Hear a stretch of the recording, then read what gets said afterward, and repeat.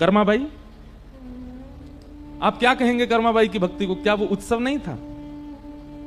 कर्माबाई कोई बंधन बार नहीं बांधती थी, कर्माबाई कोई चौक नहीं पुराती थी, कर्माबाई अपने घर के बाहर 2-2 दिए जला करके रखती हो, रंगोली बनाती हो, सुंदर कदली वृक्ष लगाती हो, इत्र से महका देती हो घर को कि भाई रोज जगन्नाथ जी आएंगे।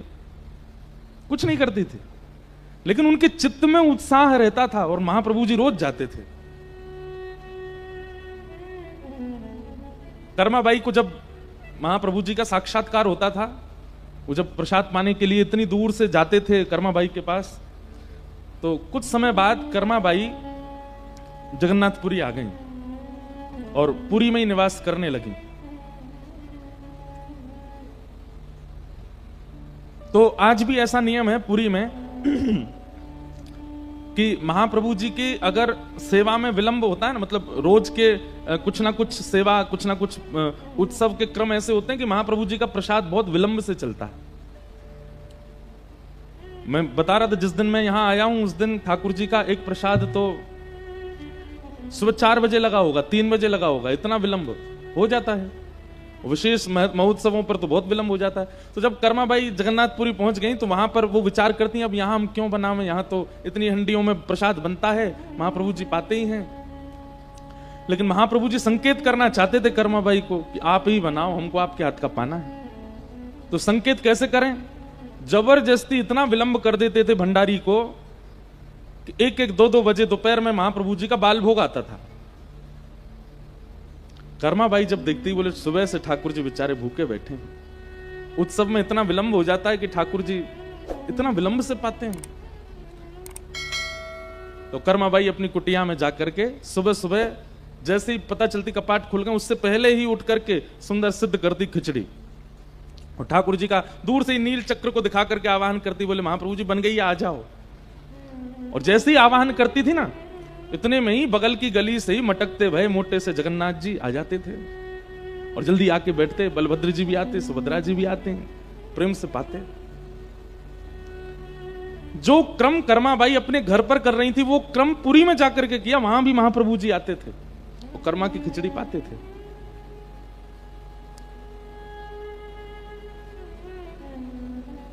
एक बार किसी महात्मा को, मतलब पूरे जगन्नाथपुरी में ही प्रसिद्ध हो गई थी कर्माबाई कि भाई इनके यहां महाप्रभु जी आते हैं, क्योंकि लोग बाग जब जाते थे तो उनको कुछ ना कुछ संकेत दिखता था। महाप्रभु जी का कभी वस्त्र दिखता था कर्माबाई के पास, महाप्रभु जी के अंग की सुगंधी आती थी कर्माबाई के कक्ष से, भवन से। तो लोगों को यह बात सिद्ध हो गई थी, पता चल गई थी कि महाप्रभु जी आते हैं। एक बड़े विद्वान महात्मा गए और वो जाकर के कर्माबाई से बोले ठाकुर जी आते हैं आपके यहां पर? बोले हाँ आते हैं सुबह। कैसे बनाती हो आप प्रसाद? बोले मैं तो ऐसे चूल्हा धर देती हूँ, उस पर मट्टी का बर्तन धर देती हूँ, ऐसे उसमें खिचड़ी चावल दाल ये सब डाल देती हूँ, ऐसा सब अपना रीति। अच्छा तुम सुबह उठ करके पहले स्नान आदि करके नाम जप नहीं करती? कर्माबाई बोली नहीं ये सब तो नहीं करती। तिलक स्वरूप नहीं लगाती? बोले नहीं नहीं ये तो नहीं करती। अब वो महात्मा बोले ओहो ठाकुर जी आ रहे हैं, ये तुम्हारे पूर्व का कोई प्रारब्ध है, नहीं तो जिस प्रकार से तुम कर रही हो इस प्रकार से तो ठाकुर जी को नहीं आना चाहिए। कर्मा ये तेरे पूर्व जन्म का प्रारब्ध है कि ठाकुर जी आ रहे हैं, जिस दिन वो प्रारब्ध पूरा हो गया फिर नहीं आएंगे ठाकुर जी। कर्माबाई डर गई, नहीं आएंगे ठाकुर जी? बोले नहीं। बोले क्या करना पड़ेगा? तो महात्मा ने लंबी चौड़ी लिस्ट बताई। 3 बजे उठो, उठ करके स्नान करो, फिर महोदधि जाओ, समुद्र में स्नान करो, फिर वापस आओ, आकर के फिर शुद्ध जल से स्नान करो, फिर उसके बाद ये नाम जप करो, इस दिशा में बैठ करके आसन लगा करके वहां पर बैठ करके थोड़ा ध्यान करो, फिर उसके बाद चंदन घिसो, चंदन घिस करके तिलक स्वरूप करो, 12 अंगों पर तिलक धारण करो, गले में कंठी माला पहन करके रहो, आदि आदि इतने नियम बता दिए। कर्माबाई सब लिखती गई, अच्छा ठीक है। अगले दिन सुबह सुबह कर्माबाई ने नियम शुरू किया और कर्माबाई का नियम चल रहा और ठाकुर जी द्वार पे बैठे और द्वार पे बैठे बैठे कर मैया कितनी देर और लगेगी? बोले अभी रुक जाओ, अभी अभी अभी तो तिलक घिसना है, चंदन घिस रही हैं, उसके बाद फिर तिलक स्वरूप कर रही हैं, फिर उसके बाद नाम जप में बैठे ठाकुर जी बैठे। बोले मैया दर्शन के लिए जाना है, जल्दी करो ना। कर्माबाई बोली रुक जाओ, अभी अभी मेरे को करने दो। आज ठाकुर जी भूखे ही लौट गए क्योंकि मंदिर में मंगला आरती होने लगी। ठाकुर जी दौड़े, ठाकुर जी मन में विचार करने लगे बलभद्र भैया जन कौन कर्मा को पूरा पाठ पढ़ा गया है, ये पहले जैसा कुछ कर ही नहीं रही है, अब ये क्या नियम में लग गई है। सुभद्रा जी बोली क्या नियम में लगी, ये सब नियम आपने ही वेदों में बताए, वही नियम कर रही है। बोले वो सब ठीक है, पहले से नियम में लग जाए तो नियम करे, पर कर्मा तो शुद्ध चित्त वाली है, कर्मा के तो हृदय में उत्सव चलता रहता है, उसके लिए इतनी आवश्यकता नहीं है, वो क्यों इतना विलंब करती है। आज भूखा रह गया मैं, अब तो रोज ठाकुर जी पहुंच जाएं और कर्मा का कोई ना कोई नियम ही रहता था। वो तो 12 बजे तक तो नियम ही चलता था कर्मा बाई का, उनका नाम ही कर्मा इसलिए पड़ा। ठाकुर जी द्वार पे बैठे बैठे जल्दी कर्मा, मां जल्दी कर, वो बार बार जल्दी कर्मा बोलते थे, इसलिए उनका नाम कर्मा बाई पड़ा। पर अंत में एक दिन ठाकुर जी को गुस्सा आई, कर्मा बाई के हाथ पकड़े, क्या कर रही हो ये। बोले मुझे सब पता है, मेरे प्रारब्धों की वजह से आते हो आप, और अगर मैं ये नियम नहीं करूंगी, नाम जप नहीं करूंगी, तिलक अनुष्ठान नहीं करूंगी, जिस दिन मेरा प्रारब्ध पूरा हो जाएगा आप नहीं आओगे। ठाकुर जी बोले ऐसा नहीं है कर्मा बाई, प्रारब्ध सांसारी जीवों के देखता हूं, जिनको संसार में रहना है, संसार के लिए रहना है, जिनको संसार, जिनकी प्रायोरिटी संसार है, वो जीने के लिए ही पृथ्वी पर आए हैं। उनको धन कमाना, संबंध निभाना, बड़े बड़ी श्रेष्ठताओं को प्राप्त करना, मूल रूप से जो संसार के लिए जीते हैं, उनके प्रारब्ध देख करके मैं जाता हूं। पर तुम तो जीते मेरे लिए हो, तुम्हारा तो जीवन ही मेरे लिए है, ये कहां इन सब चीजों में फंस गए हो, छोड़ो ये सब। आप तो केवल जैसे आप पहले करती थी, कभी कभी बिना नहाए धोए भी बना देती थी, बना दिया करो, मैं आऊंगा रोज पाने। क्यों? क्योंकि कर्मा बाई के चित्त में उत्सव था। कर्मा बाई के पास व्यवस्था नहीं है, वो चित्त का उत्साह, और उत्साहित जब होता है ना व्यक्ति, तभी उत्सव होता है। फिर उसके बाद देह को स्नान की भी आवश्यकता नहीं है, उसका चित्त पवित्र है। एक बात कह दें, छोटा बालक होता है ना, उसमें से दुर्गंध नहीं आती ज्यादा। कभी आप उसको ऐसे गोद में लो, उसके माथा सूंघो, उसकी नाभि सूंघो, उसमें से दुर्गंध नहीं आती। क्यों? हमेशा उत्साहित रहता है, वो चिंतित नहीं रहता, वो प्रसन्न मुद्रा में रहता है, वो ज्यादा व्याकुल नहीं रहता, इसलिए उसका जो देह है वो सदैव सुगंधित रहता है। पर हम सबके अंग प्रत्यंग कहीं ना कहीं दुर्गंध युक्त क्यों हो जाते हैं? ये इस बात का प्रमाण है कि हमारे चित्त में उत्सव नहीं है। अगर चित्त उत्साहित हो जाए, बुद्धि उत्साहित हो जाए, अब संत जनों को देखो आप, हमारे वृंदावन के महापुरुषों को देखो, वो कोई इत्र नहीं लगाते, कोई उनमें से एक अलग ही सुगंध आती है। हमको तो समीप रहने का अनुभव मिलता है, उनका अंग स्पर्श करके देखेंगे तो ऐसा लगेगा कि मानो कोई नवजात बालक का जैसा अंग होता है ना, ऐसे अंग लगते हैं, ऐसे उनके गाल लगते हैं, ऐसे उनके अंग से सुगंधी आती है अनायासी। क्यों? उत्साहित रहते हैं। तो उत्सव का मतलब बहु व्यवस्था, बाहर की नहीं, उत्सव का मतलब अंग की व्यवस्था, अंदर की व्यवस्था, अंदर का उत्साह। और ब्रजमंडल में कृष्ण जन्मोत्सव पर अरे ठाकुर जी हो गए, अब बाहर की व्यवस्था जमाने में नहीं लगे हैं लोग, ठाकुर जी के जन्म होते ही उत्सव प्रारंभ हो गया। सबके चित्त का उत्साह ही उत्सव को मनाता जा रहा है, आनंदित करता जा रहा है। सब नाच रहे हैं, गा रहे हैं, किसी को सोने का नहीं पता, किसी को भोजन का नहीं पता, किसी को जलपान का नहीं पता, बस नाच रहे हैं, यही तो उत्सव है। पर हम लोग ऐसा नहीं करते, हम लोगों के थोड़े देर के उत्साह के बाद होता बस अब चलते हैं, क्योंकि हम बाह्य व्यवस्थाओं पर ज्यादा ध्यान देते हैं, आंतरिक उत्साह नहीं। हमारे गिरधर लाल जी का उत्सव होता है, 6 बजे उत्सव शुरू होता है, 11 बज जाते हैं, 12 बज जाते हैं, 1 बज जाते हैं, रात के 2-2 बज जाते हैं, चलता ही रहता है उत्सव। जब लाल जी का उत्सव आता है जनवरी में, तो हम और हमारे परिकर के लोग सो ही नहीं पाते हैं और नींद भी नहीं आती है। क्यों? क्योंकि उस समय मन रूपी मयूर और अंतरंग भाव से उत्साह उमड़ रहा होता, वही तो उत्सव है।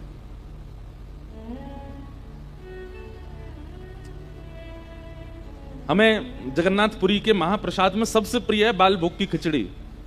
आप में से किसी ने नहीं पाई हो तो अब जाइए तो पाइएगा। सुबह जो ठाकुर जी वो ठाकुर जी को प्रिय है। हमारे गोसाई श्री विठलनाथ जी एक दिन ठाकुर जी का दूध भोग लगा रहे थे, तो जैसे ही पर्दा किया तो ठाकुर जी सचल हो जाते थे, श्रीनाथ जी, तो सचल होकर के उनकी गोद में बैठ जाते थे गोसाई विठलनाथ जी की में, और कहते अब मोए पिबाओ। तो गोसाई विठलनाथ जी ऐसे पात्र में दूध लेते कटोरी में, और फिर उसको ऐसे घुमा घुमा के ठंडा करते, ठंडा करके फिर ठाकुर जी के अधर से लगाते, ठाकुर जी पीते। एक दिन ठाकुर जी ने एक लीला करी। कैसी लीला? जैसे ही पर्दा किया दर्शनार्थियों के आगे, सोई ठाकुर जी ऐसे रहते थे, सहज हो गए, सहज होकर उतर के आए, गुसाई जी की गोद में बैठ गए। गुसाई जी बोले जय दूध पियो, लो दूध लेकर के थोड़ा ठंडो सो करके जैसे ही मुख में पधरायो, ठाकुर जी ने मुंह पीछे कर लियो, कहा हो जे आनंद ना आ रो, या में मीठो कम पड़ो है, नेक और मीठो डाल के लाओ, या में मीठो ना है। अच्छा एक बात तो पक्की है, हमारे ब्रज के ठाकुर जी को इतना मीठा प्रिय है कि होठ चिपक जाए हैं, इतना मीठा पीते हैं। अब बात तो भैया मीठे चीनी गुड़ खांड की नहीं है, ठाकुर जी को प्रेम का मीठा चाहिए, बहुत भाव से बनाया गया वो बहुत मीठा लगता है। उसका द्योतक ठाकुर जी हमें बताते हैं, बोले इतनी मीठी सामग्री क्यों? ठाकुर जी मानो संकेत कर रहे हैं, बोले मुझे प्रेम युक्त होकर के पवाओ, मुझे मीठा प्रिय है। बरस रहे हैं क्या ऊपर से? तभी तो गिरिराज जी उठाएंगे आज, लेकिन इतने नहीं बरस जाएं कि हम सब रे डूब जाएं। आज नौका विहार भी जल क्रीड़ा होगी ना, तो अपने आप ही सब व्यवस्था कर रहे हैं ठाकुर। हमने बहुत अनुभव किया, देखो आपको हम कोई बड़ी बात नहीं कह रहे, पर कथा जब मन से होती है ना और मन से कराई जाती है तो प्रकृति वैसा भाव प्रकट करने लगती है जैसी लीला होती है। आज ठाकुर जी का नौका विहार जल क्रीड़ा है अपने आप ही, और कथा में गिरिराज धारण लीला है, तो इंद्र पहले ही बरस रहे हैं। हम बरस जाएं तभी तो धारण करेंगे। आहा, गुसाई जी से बोले ठाकुर जी मीठो कम है, या मैं मिला के लाओ। गुसाई जी ने फिर से ठाकुर जी को खड़ा किया, फिर ऐसे खड़े हो गए श्रीनाथ जी, दर्शन खोल दिए, रसोई घर गए, दूसरा दूध औटाया, उसमें थोड़ी और खांड डाली, फिर से सिद्ध करके लाए, पर्दा कियो, ठाकुर जी फिर से गोद में बैठ गए, दूध लेकर के नहीं फूंक मारे वहां में। तो ठाकुर जी मैं भी मारूंगा फूंक, मोह दो। तो ठाकुर जी के पास लेके आ, मैं ऐसे फूंक मारे कि दूध उड़ के गुसाई जी के मुंह पे ही जावे। ऐसे खेलते हैं ठाकुर जी गुसाई जी के साथ। बड़ी लीलाएं की हैं हमारे श्रीनाथ जी ने वृंदावन में, गोवर्धन में। जय जय ऐसा ना खेलो करें, चलो पियो। जैसे मुख लगा के पीने लगे, गुसाई जी बोले अब ठीक है, अब बहुत मीठो है गो, अब मुझे अच्छो ना लग रहा, अभी ज्यादा मीठो है गो, दोबारा बना के लाओ। गुसाई जी बोले इनके नाटक नहीं खत्म होते हैं। फिर से खड़े किए, ठाकुर जी दर्शन खोले गए। अब की बार गुसाई जी ने क्या किया, दूध अलग लाए और खांड अलग लाए, और संग में चम्मच और ले आए। ठाकुर जी को गोद में बैठा के दूध रख दी और खांड रख दी, बोले लो अपने आप मिलाओ पी लो। तो ठाकुर जी के नेत्रों में आंसू आ गए। अरे जे रो काई को रहे हो? बोले तुम मोकू लाला मान के सेवा करो, तुम मेरे प्रति लाला भाव रखो, वात्सल्य भाव। और लाला पे कोई चीनी मिलानी आवे है? कभी कोई मैया अपने बालक से कहेगी तू चीनी मिला के दूध पी ले, मुंह पे ना आवे। बालक तो अपनी मैया के अधीन रहे, मैं कैसे अगर तुम ये बात मानना हो कि मुंह पे चीनी मिलानी आवे, तो मैं अपनी भ्रगुटी टेढ़ी करके प्रलय भी कर सकूं, फिर मैं परमात्मा बन जाऊंगा। लेकिन तुम्हारा भाव मेरे प्रति लाला को है, तो फिर लाला मान के मेरी सेवा करो। तो भैया अगर किसी के चित्त में, इधर देखो, यहां देखो, यहां देखो, सुनो, ज्यादा से ज्यादा भीगोगे, पिघलोगे नहीं, और कुछ नहीं होगा। आज भीगे ही जाए, ऐसा रह जाए, तभी तो आनंद आवे। एक बार हमारी यहीं उड़ीसा में कथा थी, बरगढ़ है, बरगढ़ और जो भी है नाम, वहां पे भी ऐसे ही महाप्रभु जी विराज रहे थे पीछे। इतनी बारिश हुई, पूरे पंडाल में पानी नहीं, ब्यास मंच पे ही गिरा ऊपर से, और महाप्रभु जगन्नाथ जी, दो ही लोग भीग रहे थे, मैं और महाप्रभु जी। तो पूरी छतरी लेके 2-2.5 घंटा कथा की थी हमने, बहुत आनंद आया था। तो हम क्या भाव कह रहे थे, अगर ठाकुर जी के प्रति गोपी भाव नहीं बनता, सहचरी भाव नहीं बनता, सखी भाव नहीं, क्योंकि कई लोग इसका उपहास करने लगते हैं। महाराज जी आप भी क्या यूं बोलते हो, सखी बन जाएं ठाकुर जी के? कई लोगों को ये उपहासजनक लगती है बात। तो इसलिए कहीं सखी भाव नहीं उत्पन्न हो रहा है तो जबरदस्ती मत करो, फिर वात्सल्य भाव में आ जाओ। ठाकुर जी के प्रति बाल भाव रखो, लेकिन बाल भाव में वो स्थिति मत ले आना जो अपने बालकों के साथ होती है। कहीं भी बैठा दिया, कहीं भी लिटा दिया, हमारे लाला ही तो हैं, अपने संगी बिस्तर पर लेके सो गए, नहीं। पर ब्रह्म भाव रखना है। पर जब सेवा में सामग्री पधराते हैं, भोग पधराते हैं, श्रृंगार करते हैं, आरती करते हैं, उतनी देर आपको वात्सल्य भाव रखना है। आरती नहीं कर रहे, सामग्री नहीं पधरा रहे, भोग, उतनी देर पर ब्रह्म भाव रखना है। परमात्मा है, उनकी गरिमा महिमा सबका ध्यान रखा जाए। वात्सल्य भाव भी भगवत प्राप्ति में एक बहुत निपुणता ला सकता है, इसलिए वात्सल्य भाव रखो ठाकुर जी के प्रति। चटक मटक ठाकुर जी हमारे ब्रज में ही हैं, ऐसा नहीं है, ये कम चटक मटक है। रथ यात्रा पर जब उतर के आते हैं ऊपर रथ में बैठने के लिए, तब देखो इनकी लीला। यहां से पंडाओं के कंधा पे हाथ धरेंगे, इधर से धरेंगे, ऐसे उछलते कूदते भय आगे पीछे आगे पीछे।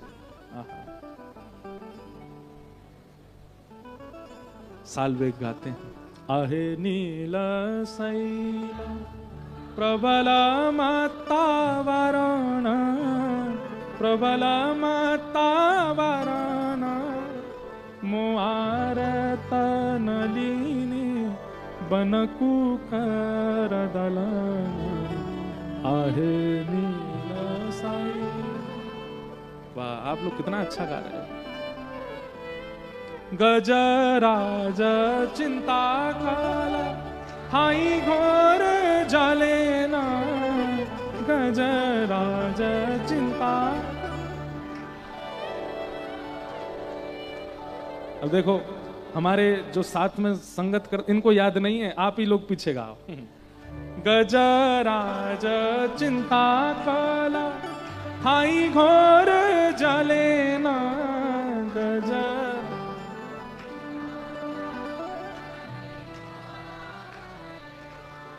चक्र पेशी नक्र नासी उधरी लयाना, आहे। क्या कहते हैं साल्वेग? अरे नीलाचल पर्वत के मतवाले हाथी। हाथी क्यों कहा? बोले आपकी चाल ही ऐसी है, ऐसे मटक मटक के आते हो आप ऊपर से। और देखो ये तो अंतरंग बात है, पर हमने सुना है कि कभी कभी महाप्रभु जी जब रथ यात्रा के लिए आते हैं तो कभी कभी अपने आप को इतना भारी कर लेते हैं कि हजारों पंडा पुजारी इनको पकड़ के उठाते हैं तो भी नहीं उठते, ये लेट और जाते कभी कभी उनके ऊपर, दो चार नीचे दब गए और खूब प्रसन्न होते हैं। वाह, कभी यूं गिरेंगे, कभी ऐसे गिरेंगे, कभी इनके ऊपर। ये क्यों करते हैं ऐसे? चटक मटक ठाकुर जी आनंद करते हैं। तो कहते हैं पुजारी लोग फिर इनको थोड़ी बहुत मीठी मीठी उड़िया में गाली सुनाते हैं। बोले उठ जाओ, अब क्या सुनाते, ये तो हम तो ब्रज के हैं, ब्रज की गाली दे सकें। और कहते हैं जैसे ही गाली देते हैं सुई हल्के हो जाते हैं, और फिर कहते हैं अब चलो, अब लेके चलो। ये रथ यात्रा जो पुरी में होती है, ये रास है उड़ीसा का, ये रास बिहार है ठाकुर जी का। इतनी लाखों गोपियां आगे पीछे और मध्य में श्री श्याम सुंदर रथ में विराजमान होकर रास करते हैं।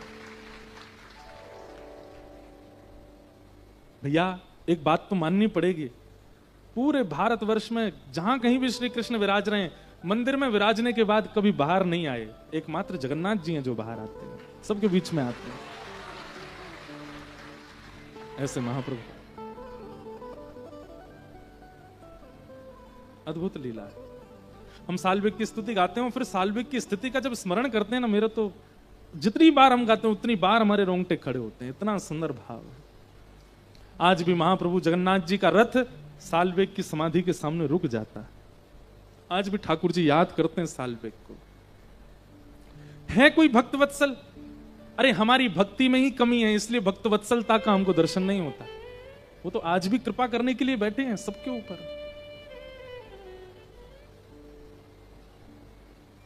महाप्रभु जी ने रथ रोक दिया अपना और आज्ञा कर दी, बोले जब तक साल्वेग नहीं आएगा, चाहे लाखों लोग खड़े हों खींच रहे हों, रथ आगे नहीं बढ़ेगा।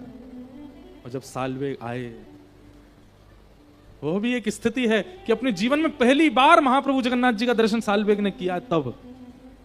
और जैसे ही आकर के रथ के सामने दंडवत किया, महाप्रभु जी ने पहले तो अंक में भरा, उसके बाद साल्वेग को याद आया कि मैंने दंडवत तो किया ही नहीं। जैसे ही दंडवत करने के लिए लेटे, बहुत देर हो गई, पुजारियों ने सोचा इतनी देर हो गई अभी तक प्रणाम ही कर रहे हैं, साल्वेग उठो। जब उठाने गए, साल्वेग तो विलीन हो चुके हैं महाप्रभु जी।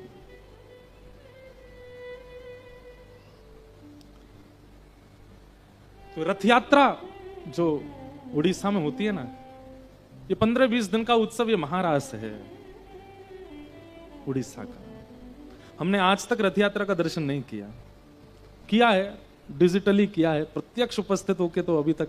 इस बार हम ठाकुर जी से बहुत प्रार्थना कर रहे हैं, कथाओं का क्रम बहुत है, लेकिन निवेदन किया है ठाकुर जी से, रथ गुंडीचा जाता है उस समय तो कथा है, पर जब ठाकुर जी क्या पाहुनी है, हाँ आपको सबको पता है, वापस लौटते हैं, उसमें एक दिन का समय है, तो संभवतः मैं पहुंचूंगा महाप्रभु जी को एक बार रथ में तो देखें।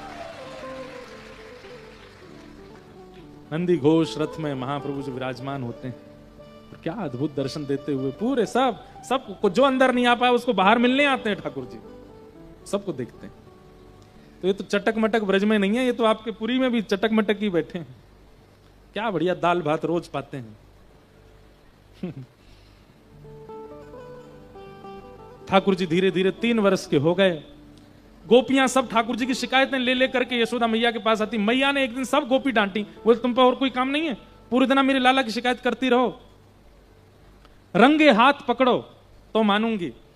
लेकिन ठाकुर जी रंगे हाथ पकड़ में ही नहीं आते किसी गोपी के। वास्तव में बंधुओं, यहां पर शुकाचार्य जी वर्णन करते हैं गोपियों का कि वत्सान मुंचन क्वचित समय क्रोश संजात हास स्नेयम स्वादधिपय कल्पितै स्नेययोगै मर्कान् भोक्षन् विभजति सचे नात्रिभाण्डं विनत्ति द्रव्यालाभे सग्रह कुपितो यात्युपक्रोशतो कान्। गोपियां सब ठाकुर जी के शिकायतें ले लेकर के यशोदा मैया के पास जाती हैं, पर ये शिकायतें करने तो जाती हैं, पर एक अद्भुत लीला है। श्री शुकाचार्य जी वर्णन करते हैं, ये गोपियां जानबूझ करके दही निकालती हैं और ऐसी जगह रखती हैं कि श्याम सुंदर चोरी कर सकें। जब छीके पर हंडी टांगती हैं तो रस्सी को बार बार ढीला करती हैं, तो बाकी सखी पूछती हैं, हेरी जब ऊंची करी दी है तो फिर नीचे क्या कर रही है, छोटो है लाला, हाथ कैसे पहुंचे को, अच्छा तू चाहे नहीं गलती तो नहीं कर गई मोते, अभी ऊपर करूं, फिर ऊपर करके चली जाए, फिर जब सखी चली जाए फिर आगे बाद ढीलो कर जाए। ये गोपियां चाहती हैं कि ठाकुर जी आए चोरी करें। या दोहने बहनने मथनो पलेपा प्रेंखें खनार भरुदितो क्षणमार जना दो। ये गोपियां दोहन भी करती हैं ना जब गाय के दूध का, तो दोहन करते समय भी ये सोचती हैं कि कितनी सुंदर सुगंधी दुग्ध की आ रही है, या औटाऊंगी, औटा करके यहाँ मैं खांड डालूंगी, और जब खांड डाल करके मीठो मीठो बन जाएगा तब या की दही जमाऊंगी, और दही जमा करके छींका पे लटकाऊंगी, शाम सुंदर। वो यही सोचते सोचते दूध निकालती है। तो कहते हैं फिर शिकायत करने क्यों जाती है यशोदा मैया के पास? बोले शिकायत करवे या मारे जावे, कि शिकायत करवे जाएंगी तो गुस्सा है करके यशोदा मैया लाला को डांटवे बुलावेगी, और पकड़ करके यशोदा मैया डांटेगी, उतनी देर श्याम सुंदर को और निहार लेंगे, उतनी देर और देख लेंगे। देखे बिन कान्हा जब मन नाही माना, इन आंखों से आज हमने ब्रह्म पहचाना है। कृष्ण चरण कमलों में मन को लगाना, इन गोपियों का ताना ये उल्हाना तो बहाना है। ये तो बहाना बना के आती है दर्शन करने, और ठाकुर जी करते इतना है और इतना बताती हैं गोपियां आके। एक गोपी बोली, मैया वत्सान मुंचन क्वचित समय तुम्हारो लाला मेरी गैया के बछड़ा बछड़ियां ने खोल के भाग जाए, सबरो दूध बछड़ा बछिया पी जाए, हमारे कच कछु बचे ही ना है। यशोदा मैया बोली, मेरो लाला बड़ो दयालु है भाई, यूं लगे कि गैया को सबरो दूध बछड़ा बछियान को मिलना चाहिए, हमारे खुल के चलो जाए। दूसरी गोपी बोली, इस बात से कोई गुस्सा नहीं आया, ऐसी कोई बात बोलो मैया को क्रोध आवे। तो एक गोपी बोली, तुम्हारो लाला स्तेयम, स्तेयम कहते हैं चोरी को, चोरी करे तुम्हारो लाला। यशोदा मैया जोर से हंसी, बोले मैया तुम्हारो लाला चोरी करे, तुम हंस रही हो। यशोदा मैया बोली, नंद भवन में 32 चौक हैं। कितने चौक? जैसे एक घर में एक चौक होता आंगन, ऐसे 32 आंगन है नंद भवन में, और प्रत्येक आंगन में ऐसी ऐसी मणियां लगी हैं कि वो मणियां खोजे से दुनिया में नहीं मिलेंगी। 32 चौक के आंगन में मेरो लाला लोट खावे। कहा कमी है वाक्य का, तुम्हारे घर आके चोरी करेगो? अरे ना मैया, हम रत्नन की चोरी की बात ना कर रही, तो काय की दधिपय, दही दूध मक्खन की चोरी करे। मैया और जोर से हंसी, गोपी को पकड़ के ले गई। जे कहा है? गोपी बोली, ये तो कुआ है, झांक के देख काय को कुआ है। बोले मैया ये तो दोहरो दोहरो से कुछ लग रहा, दोहरो कहते हैं सफेद को ब्रज भाषा में। मैया यहाँ में तो कुछ दोहरो दोहरो। बोले घी को कुआ है, वो पल्लंग को, वो मक्खन को कुआ है, वो छाछ को कुआ है। बोले दुनिया के घरन में मटका हूं मैं मक्खन के, मेरे घर में कुआ है। मेरो लाला चाहे तो बाल्टीदार के मक्खन में नहावे। तुम्हारे घर चोरी करेगा मक्खन की? बालकन को स्वभाव होवे, अपने घर की रोटी बढ़िया ना लगे पड़ोसी के घर की खा लेंगे। मैया देख वो पड़ोस की आंटी बहुत अच्छा भोजन बनाती, क्यों मेरे हाथ की बढ़िया ना लगे? बालकन को स्वभाव है दूसरे के घर को अच्छा लगे। ने काद मक्खन खा लिया, तुम शिकायत कर भी आई हो घर पे।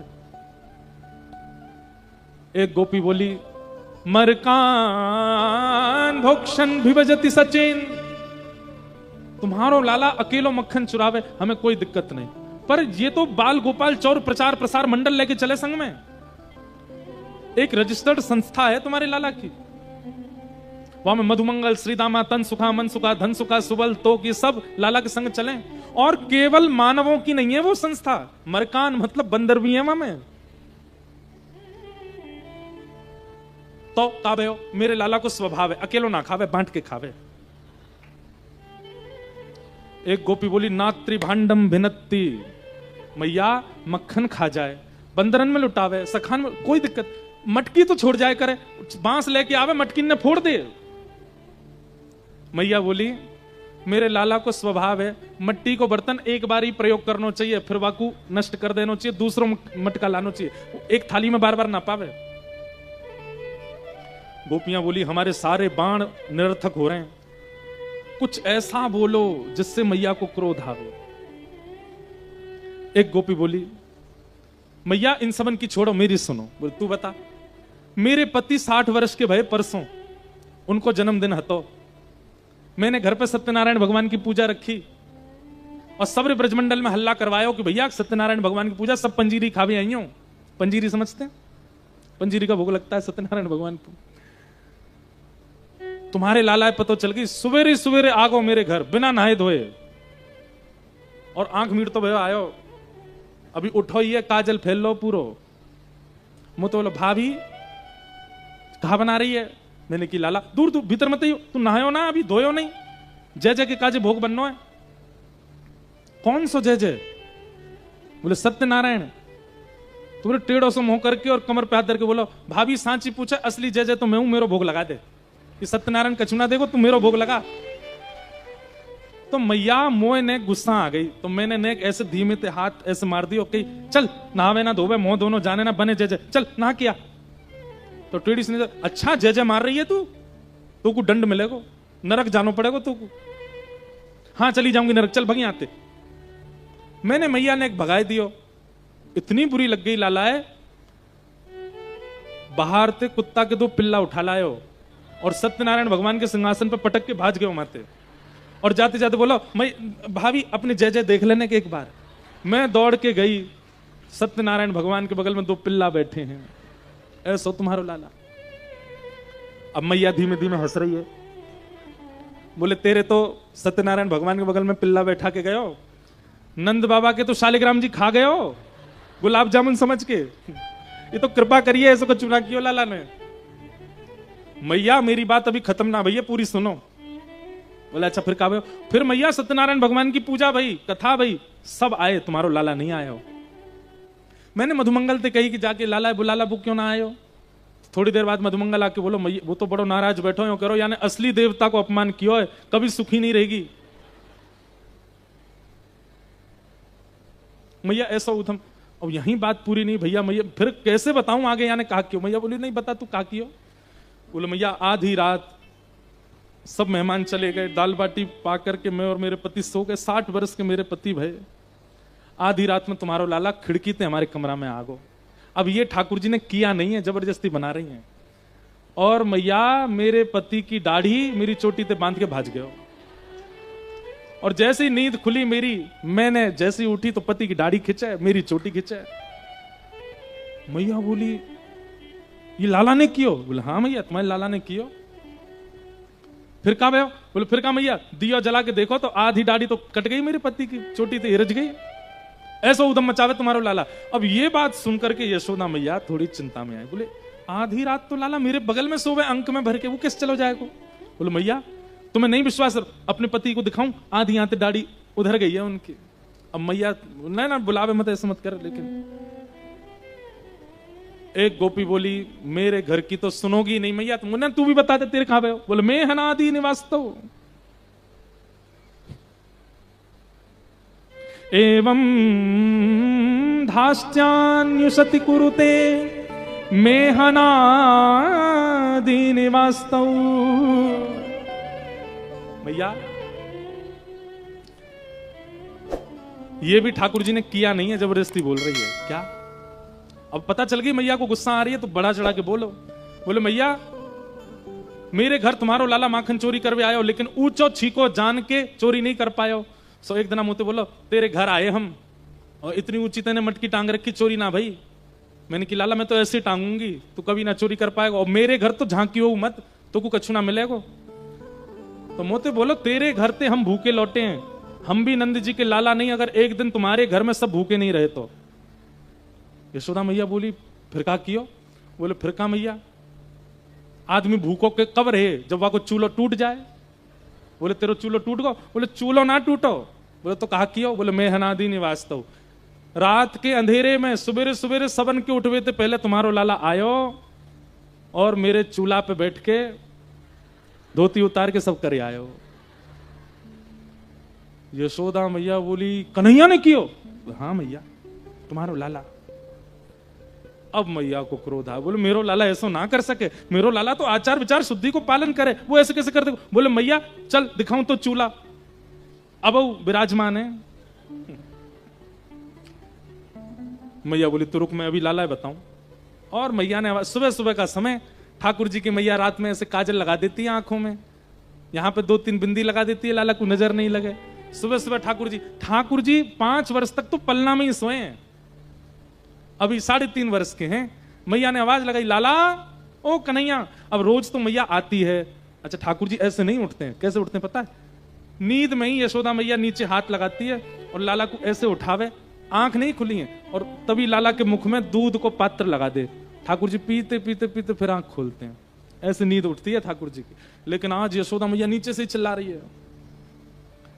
ठाकुर जी बोले खाएगो मैया नीचे से बुला रही है। आंख मीड़ते भाई ठाकुर जी जैसे ही आए, इतनी सारी गोपी सुबह सुबह देख करके ठाकुर जी डर गए और यशोदा मैया के पीछे छिप गए और मैया की एक साड़ी को एक भाग उठा करके ठाकुर जी वहां के अंदर घुस गए।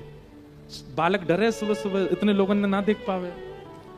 तभी ब्रह्मा जी कहते हैं वेद तरी प्रतुशाखम मृगतम मिलितम न तद ब्रह्म मिलितम मिलितम कहां गोप वधूटी पटान चले न बद्ध।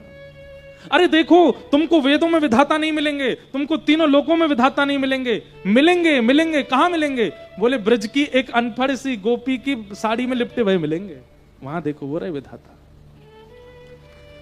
ठाकुर जी धीमे से ऐसे मैया की साड़ी हटा में, गोपी ने देखे फिर ढक जाए। मैया के लाला इतकुआ सबरी गोपी कहा कह रही हैं। सब गोपियों ने जो शिकायत की मैया ने ठाकुर जी को बताया, गोपियां सब अपलक नेत्रों से ठाकुर जी को देख रही हैं। इसी के लिए तो आई थी वो। ठाकुर जी के नेत्रों में मोटे मोटे आंसू आ गए और गोपी ने देख करके कह रहे मैया तेरी सौगंध खा के कह रहा हूं मुझे ना पता इनको घर कौन सी गली में झूठ बोल रही है सबरी, मैंने कछु ना कियो मैया। ना लाला तेरे ऊधम तो बढ़ते जा रहे हैं, मुझको सब पता चली।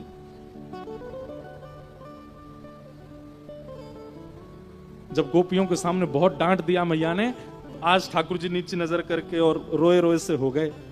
गोपियां बोली मैया अब मत कहो कछु, नहीं तुम या तो शिकायत लेके आए मत करो, और जब मैं डांटे करूं तो फिर रोके मत करो। मैया अब है गई ना, बहुत है गई, अब मत करो ना, अब मत कहो कछु लाला थे। लेकिन आज मैया तो डांट रोके ही नहीं रही है, इतना सुना रही है, इतना सुना रही है। इतने में ठाकुर जी ने मैया को हाथ छोड़ो, रुक जा मैया। और कहां गए, ठाकुर जी गा रहे हैं मैं नहीं माखन खायो मैया मोरी, मैं नहीं दही चुरायो, मैं नहीं माखन खायो मैया मोरी, मैं नहीं दही चुरायो। तू जननी मन की अति भोरी, तू जननी मन की अति भोरी, कहाँ पति लग आयो, कहाँ पति लग आयो। मैया मेरी मैया है ना तू, जैसे मैं भोरा वैसे तू भोरी। ठाकुर जी की बात सुनो, बड़ा कहे कि लाला तेरे माता पिता भोरे या हमारे तू भोलो, ये तो समझ में भी आती है। ठाकुर जी कह रहे हैं मैया तू या हमारे भोली है क्योंकि मैं भोला हूं ना, मैं हूं भोला हूं या हमारे तू भोली। इन गोपीन की बात में आ गई है मैया, तू मुझको इतना डांट रही है, सुबह होती तेरी गैया ने चरावे जाऊं, पूरे दिन गैया चरा के लाऊं, रात में दूध निकाल के तू और दाऊ दादा बाबा प्रेम ते पियो। मेरो परिश्रम ना दिखे तुम्हें, डांट रही है मुझे आज। ये ले अपनी लकुट कमरिया, ये ले अपनी लकुट कमरिया, बहुत ही नाच नचायो, बहुत ही गैया चरावे की जो लकुटी होती है ठाकुर जी ने मैया को दे दी और अपनी तारी कमरी उतार के, मैया अब कोई और तो गैया चरवा लियो, मैं ना जाऊंगा तेरी गैया चरावे, और मैं तो घर छोड़ के जा रहा हूं। जैसे ही ठाकुर जी जान लगे, इतने में यशोदा मैया दौड़ करके गई, लाला को अंक में भर लिया। बोले ना लाला, ते नहीं माखन खा, तेने माखन ना, मेरे पास आ जा लाला मेरे। और सब गोपियों को भगा दिया मैया ने। ऐसे ठाकुर जी बाल लीला करते हैं। बोलो बाल कृष्ण लाल की। एक पूरी 7 दिन की कथा तो केवल ठाकुर जी की बाल लीलाओं पे ही हो सकती है, इतनी लीलाएं ठाकुर जी की। दूध चोरी लीला अलग है, माखन चोरी अलग है, दही चोरी अलग है, एक फूटकार लीला अलग है। फूटकार लीला कैसी है? एक गोपी के यहां गए ठाकुर जी, दूध रखो माने अधोटो दूध, सोई ठाकुर जी ने वहां ऐसे बांस से छिद्र किया, दूध जैसी गिरन लगो, ओक लगा करके ठाकुर जी पी गए। इतने में ही गोपी आ गई डंडा लेके, और जैसे ही डंडा लेके ठाकुर जी के ऊपर आक्रमण करवे आई, ठाकुर जी ने सबरो दूध अपने मुंह में भर लियो। गोपी बोली रुक जा, अब मेरे पकड़ में आगो तो लेके चलूं मैया के पास। ठाकुर जी बोले गोपी बोली कहा बात है? बोले नीचे बैठ। जैसे गोपी नीचे बैठी, सोई बाग के मुंह पे फू करके सबरी फूटकार पूरा दूध फेंक करके ठाकुर जी भाज गए माते। कुम्मन दास जी उसका वर्णन करते हैं, इतनी सुंदर लीला ठाकुर जी की। फूटकार लीला, दूध चोरी लीला, दही चोरी लीला, माखन चोरी लीला, ये सब ठाकुर जी ने करी हैं। सबको हम प्रणाम मात्र करते हैं। भैया 8:45 हो गए, हम तो अभी गोवर्धन ही नहीं पहुंचे। मैया ने लाला को उखल से बांध दियो। एक दिन 2 वृक्ष गिर गए। यशोदा मैया ने जैसी देखी तो मन बना लियो कि अब हम यहां नहीं रहेंगे, और सब ब्रजवासी गोकुल से वृंदावन चले गए। वृंदावन में जाकर के विविध लीलाएं की। अवसर मिलेगा तो कल उसका विस्तार हम करेंगे। सब लीलाओं को करते हुए ठाकुर जी